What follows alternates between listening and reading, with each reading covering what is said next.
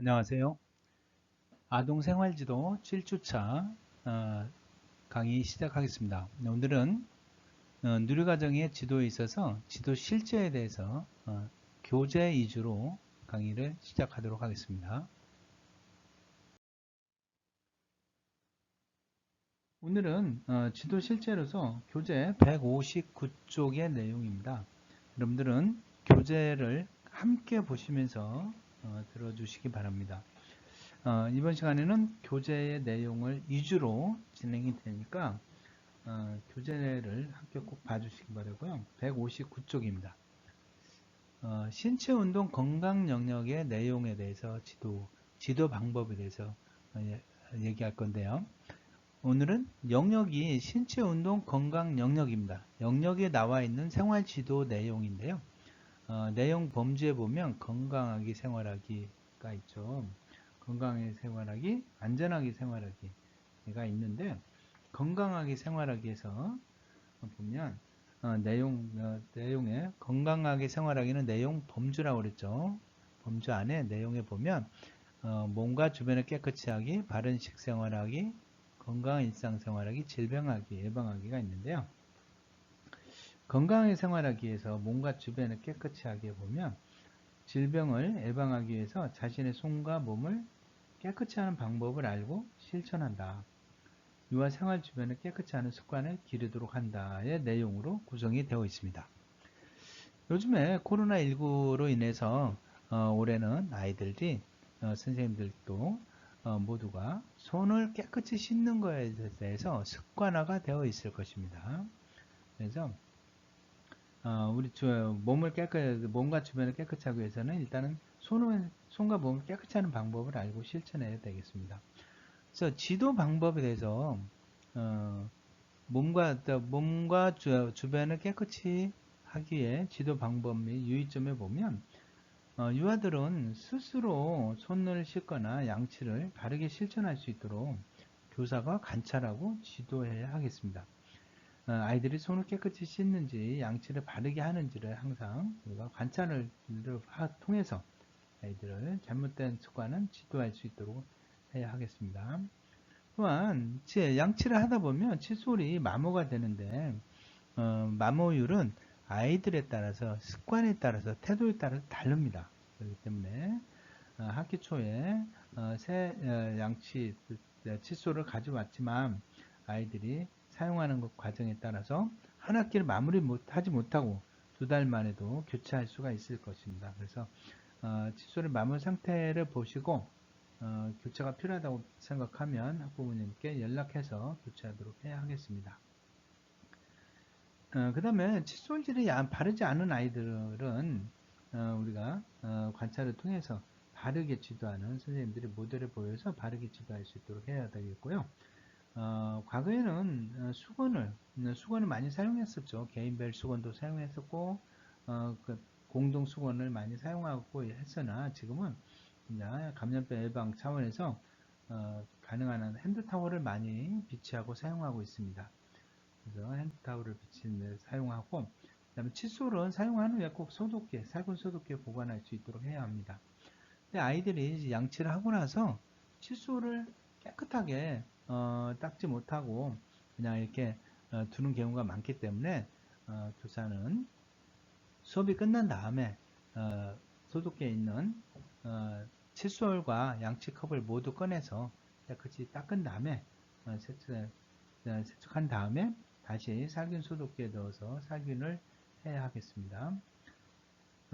유아의 발달 및 각 영역에 정리 표시를 해두어 놀잇감을 정리하도록 해야 합니다. 그러니까 자기 몸을 깨끗하게 하는 것도 물론이고 주변을 깨끗이 해야 되기 때문에 영역에 정리 표시를 해두어서 자기가 가지고 놀았던 장난감이나 도구는 꼭 제자리에 놓아서 정리할 수 있는 습관을 길러주어야 하겠습니다. 그 다음에 바른 식생활 하기에 보면 음식을 골고루 적당량 먹고 좋은 음식을 관심을 갖고 구별할 수 있도록 한다. 바른 식사 예절과 태도를 알고 실천할 수 있도록 한다입니다. 유아들의 특성을 고려해서 양을 조절해 줘야 되는데 아이들은 양 조절이 중요해요. 양이 조절이 중요합니다. 그래서 양 조절은 어떤 아이는 많이 먹습니다. 또 어떤 아이는 아주 소량만 먹게 됩니다.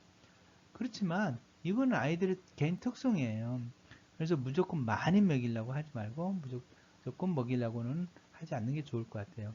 학기 초에 보면 어떤 아이는 유치원에 와서 끝나고 집에 가서 돌아가면 차에서 내리자마자 엄마에게 배고프다고 먹을 거를 막 달라고 하는 아이들도 있고, 집에 도착하자마자 냉장고 문을 열어서 찾아 먹는 아이들도 있습니다.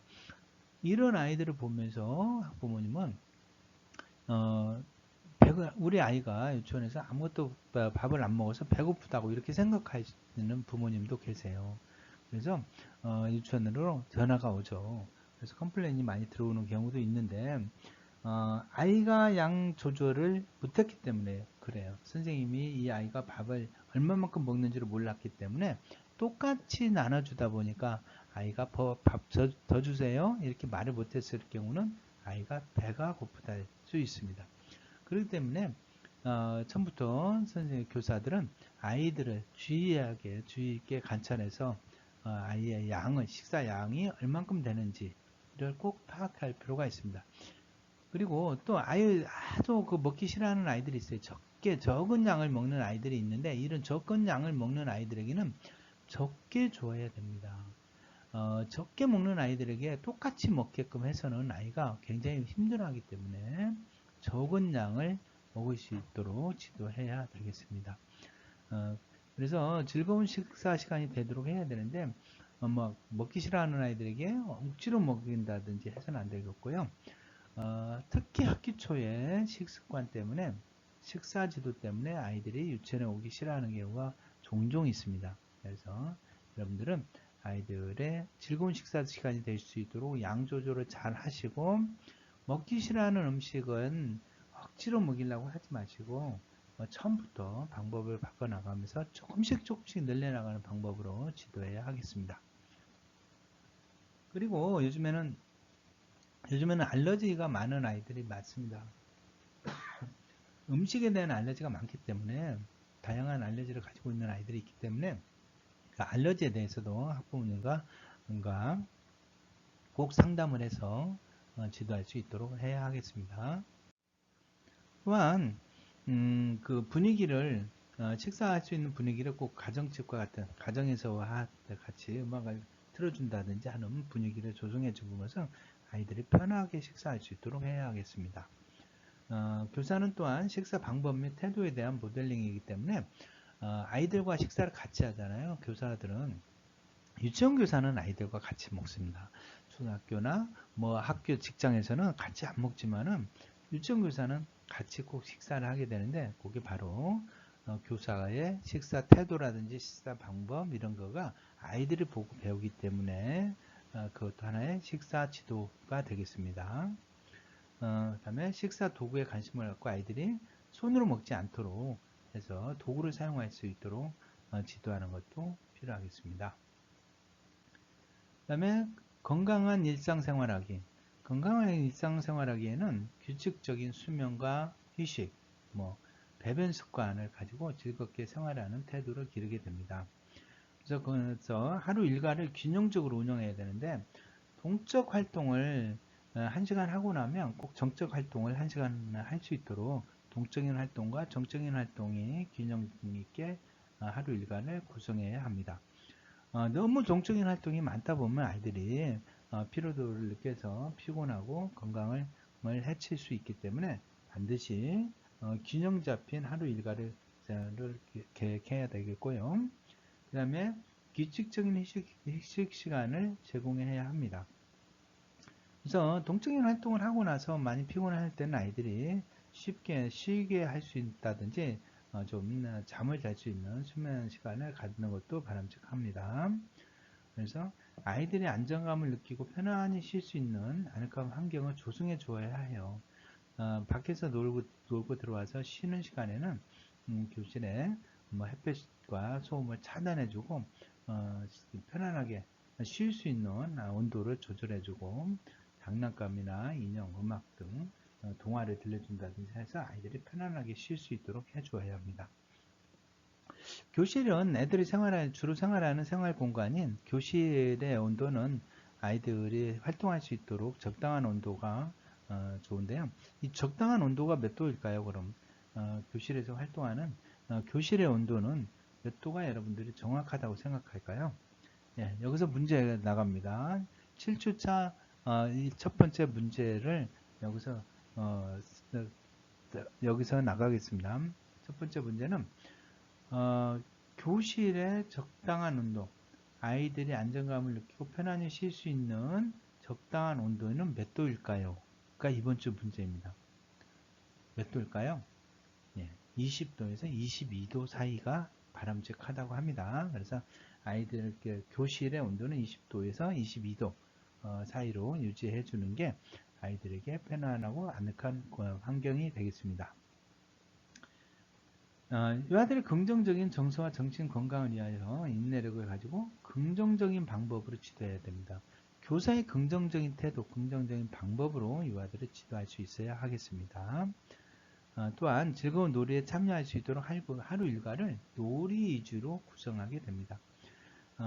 놀이교육과정 2019 교육과정이 놀이교육과정으로 바뀌었죠. 그래서 지금 여러분들이 지금 이 교재에 나와 있는 교육과정은 개정 전의 교육과정입니다. 그래서 놀이교육과정이고 2019 놀이교육과정으로 좀 바뀐 내용이 있는데요. 이 교육과정이 바뀐 것, 지금 이 시간은 교육과정 시간이 아니기 때문에 생활지도 과정이 그 교육 시간이기 때문에 생활지도를 어떻게 해야 될지 누리교육과정에 따른 생활지도 방법에 대해서 지도하기 때문에 지금 이 교재를 그냥 사용하고 있습니다. 개정 전 누리교육과정을 그대로 사용하고 있는데요. 생활지도에 대한 것은 같은 내용이라고 볼 수 있겠습니다. 그 다음에 질병 예방하기. 우리가 요즘에 코로나19로 인해서 질병에 대한 관심도가 높아졌죠. 그래서 질병은 감염병에 대해서 우리가 더욱더 관심을 많이 가져야 됩니다. 그래서 아이들이 질병 예방을 위해서 대비하는 방법, 질병의 위험에 대비하는 방법이라든지 날씨와 상황에 따른 옷 입기를 통해서 체온 조절을 하고 신체 건강을 유지할 수 있는 방법이라든지 이런 방법에 대해서도 교육이 이루어져야 하겠습니다.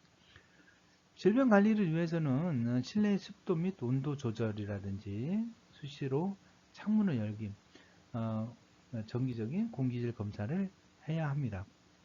창문을 왜 열어야 될까요? 여러분들이 창문을 환기를 자주 하라고 하는데 왜 해야 되는지는 밀폐된 공간, 창문을 닫아놓고 오래 있다 보면 머리가 막지 않고 머리가 띵 하면서 머리가 무거워지는 것을 느낄 수 있을 것입니다. 왜냐하면 이산화탄소가 발생이 되기 때문에요. 유치원에서 아침에 이산화탄소 측정기를 달아놓고 한번 체크를 해보면요. 아침에 나왔을 때 아이들이 활동 전에와 그다음에 활동 중간, 그다음에 오후에 하루를 변화를 보면 굉장히 아침에는 쾌적한 이산화탄소 양을 유지하다가 오후가 되면 천이 넘어가서 굉장히 높은 이산화탄소 포화량을 나타냅니다. 그러면 이산화탄소 양이 많다 보면 아이들이 졸리고 머리가 아프게 됩니다. 그래서 창문을 열어서 환기를 시킬 필요가 있겠습니다. 그 다음에 공기질 검사는 법적으로는 1년에 한 번씩 꼭 공기질 검사를 하게끔 되어 있습니다. 실내 공기질 검사를. 그래서 요즘에는 공기질 측정기가 나와 있어서 교실에 공기질 측정기를 달아 놓습니다. 부착해 놓으면 하루의 과정을 공기질 측정 검사를 해줍니다. 그래서 그 표를 보면서 나타나는 그 결과치를 보면서 환기를 한다든지 하는 방향으로 공기질을 관리하게 됩니다. 우리 질병 감염 예방에 대해서도 우리가 지도해야 되는데요. 질병 예방을 위해서는 가정과의 연계 지도가 필요하고요. 부모 교육을 실시해야 합니다. 왜냐하면 우리는 질병, 감염병이 있는데 1급, 2급, 3급 뭐 이렇게 4급 다 나눠져 있어요. 그럼 1급에는 보면 우리가 그 감염병 1급에는 보면 에볼라 몇 년 전에 한참 떠들썩했던 에볼라라든지 신종 인플루엔자 이렇게 중동 호흡기 증후군 이런 건 1급 감염병이에요. 굉장히 무서운 거고 2급으로는 보면 이제 뭐 수두라든지 홍역, 콜레라, 뭐 뇌수막염 이런 게 2급 감염병입니다. 그래서 1, 2급 감염병은 우리가 격리 조치를 해야 합니다. 그래서 격리 조치를 해야 되기 때문에 가정과 연계 지도라든지 부모 교육이 필요해요. 그래서 아이가 수두가 걸렸을 때는 원에 등원하지 않고 격리해야 된다는 거 이런 것도 부모님께 꼭 알려야 하겠습니다. 그래서 부모와 가정과의 연계 지도, 부모 교육 이런 게 중요하다고 볼 수 있겠습니다. 질병 예방하기를 한번 보시면 감염병 예방 및 대응 방법으로 감염병이 발생할 경우 빠르고 광범위하게 확산될 우려가 있으며 이와의 건강과 학습권을 저해할 수 있으므로 신속하면서도 체계적인 관리가 필요합니다. 그리고 활동에 지장을 줄 정도의 증상을 보이거나 이와의 행동 변화를 동반하는 증상에 대해서는 호전될 때까지 등원을 중지해야 됩니다. 중지하고 격리하고 그다음에 의사의 진단을 받고 휴식을 취하는 것이 바람직합니다. 감염병의 위험으로부터 유아와 교직원을 보호하고 정상적인 유치원 기능을 유지하기 위하여 교사는 평상시 감염병 예방 및 대응 방법을 숙지하고 있어야 합니다. 2016년 교육부에서 고시한 유아 감염병 예방 및 위기 대응 매뉴얼을 보시면 예방관리 차원에서 보건교육이 위생수칙 등 철저하게 지도를 해야 합니다. 손 씻기라든지 자기 몸 깨끗이 하기라든지 이런 보건 교육이 이루어져야 되고요. 위생시설 관리 및 방역 소독이 활동이 이루어져야 됩니다. 그래서 방역과 소독이 반드시 이루어져야 하겠습니다. 그래서 놀이터 방역이라든지 생활 환경 방역하고 이 아이들이 사용하는 장난감 이런 장난감이나 교구에 대한 소독도 이루어져야 되겠습니다. 그다음에 의심 환자 접촉자 관리, 의심 환자 및 접촉자 관리 또는 뭐 확진 환자 이런 관리가 이루어져야 되겠고요. 유행 확산을 방지를 위해서 격리 조치한다든지 하는 방법이 필요하겠습니다. 그리고 외부기관에서 역학조사를 할 때는 협조해 줘야 되고요. 이런 방역 및 소독을 위한 예산 및 행정의 지원이 필요하겠습니다. 발생 감시로는 감염병 환자, 또 확진 환자 또는 의심 환자의 신속한 파악이 무엇보다 중요하겠죠. 그래서 이런 파악이 됐을 때 밀접 접촉자를 파악하고 이 사람과 누가 밀접하게 접촉했는지 감염 경로를 추적해서 관찰하고 관리하는 게 중요하다고 하겠습니다. 유아 관리는 어떻게 해야 되느냐? 요즘처럼 여러분들은 지금 온라인으로 강의를 듣고 있지만 유치원 같은 경우는 휴업 상태죠. 지금 휴업이나 휴원 이런 상태로 인해서 등원이 중지가 되었을 때는 유아들은 어떻게 관리를 해야 될지 이런 가정학습과 생활관리에 대한 계획도 세워두고 아이들을 지도해야 하겠습니다. 그 다음에 학부모를 대상으로 상황을 전파하고 알리고 전염되지 않도록 감염병이 확산되지 않도록 주의를 요하는 내용으로 학부모에게 공지를 하고 알리는 상황을 설명해야 되고요. 등원 중지 유아에 대한 행정 처리로서는 등원 중지 유아에 대해서는 우리가 7개월 관리해서 결석 처리하지 않습니다. 감염병으로 결석할 경우는 결석 처리하지 않습니다.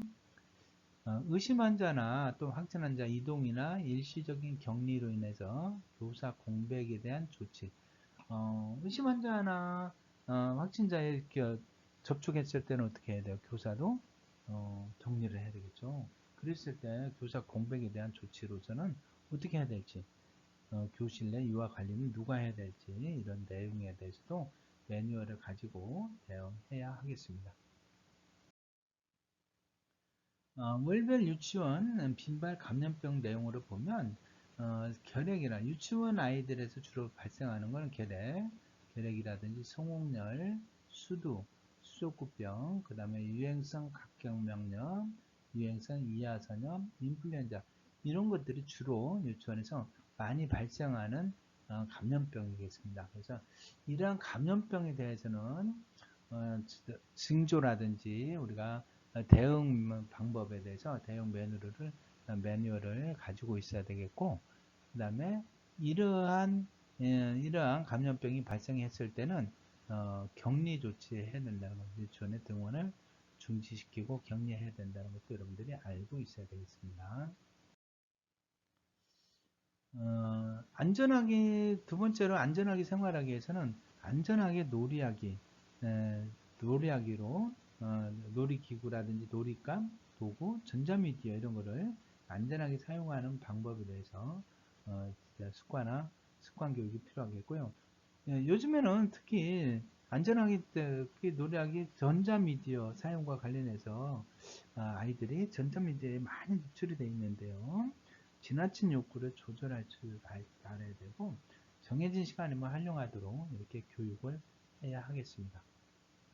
그 다음에 교통안전규칙 지키기는 우리가 유아들이 가장 많이 안전사고가 일어나는 게 교통사고예요. 교통사고가 많이 일어나는데 교통사고는 왜 일어난다고 그랬죠?